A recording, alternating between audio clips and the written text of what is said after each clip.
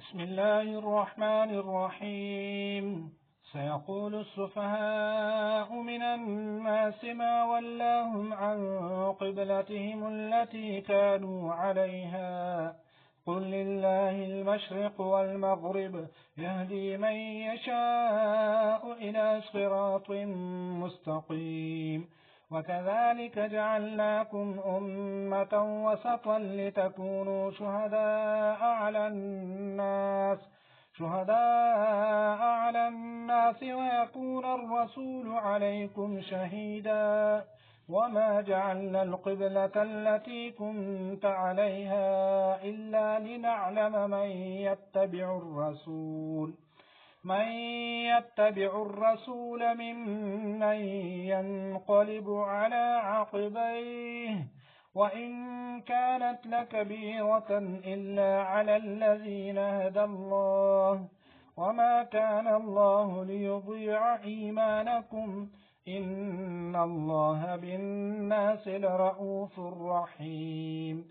قد نرى تقلب وجهك في السماء فلنولينك قبلة ترضاها فول وجهك شطر المسجد الحرام وحيث ما كنتم فولوا وجوهكم شطره وإن الذين أوتوا الكتاب ليعلمون أنه الحق من ربهم وما الله بغافل عما يعملون.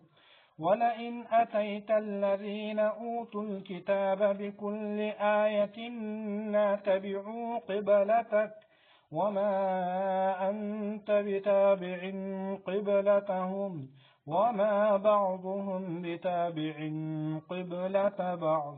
ولئن اتبعت أهواءهم من بعد ما جاءك من العلم إنك إذا لمن الظالمين. الذين آتيناهم الكتاب يعرفونه كما يعرفون أبناءهم وإن فريقا منهم ليكتمون الحق وهم يعلمون. الحق من ربك فلا تكونن من الممترين.